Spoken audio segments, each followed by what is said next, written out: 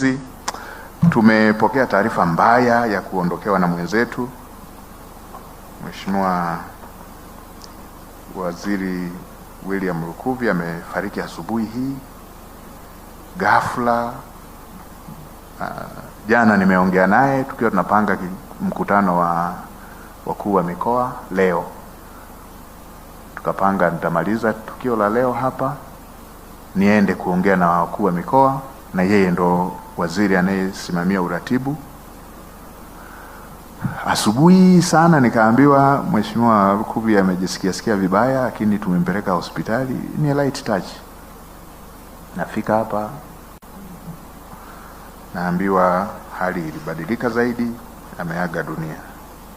Kwa hiyo haya ni mambo ambayo, mambo ya uzima, mambo ya kuishi, ni mambo ambayo yako nje ya mipaka ya binadamu, yako nje ya uwezo wetu. Imetokea. Ni waombe tusimame kwa ukimya kwa dakika moja tumkumbuke.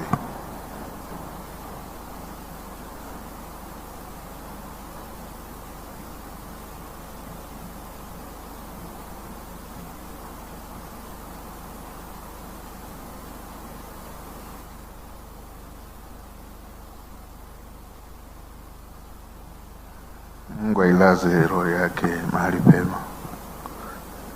Tukae. Kwa hiyo poleni,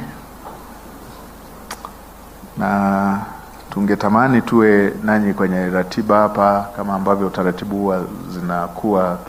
Tunatamani kusikia mada moja wapo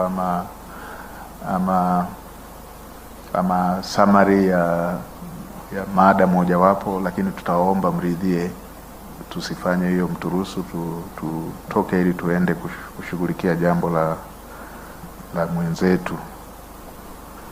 Imekuwa ya kushtukiza na mimi binafsi na niumiza sana, kwa sababu amekuwa waziri ndani ya ofisi ya waziri mkuu, na kama ninavyowaambia tulikuwa tuna ratibu naye kikao cha leo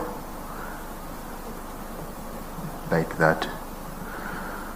Kwa hiyo poleni. Nimalizie tu kwa kutamka kwamba mkutano wa 110 wa watayarishaji wa vipindi vya elimu kwa umma unaofanyika jijini Arusha sasa umefunguliwa rasmi.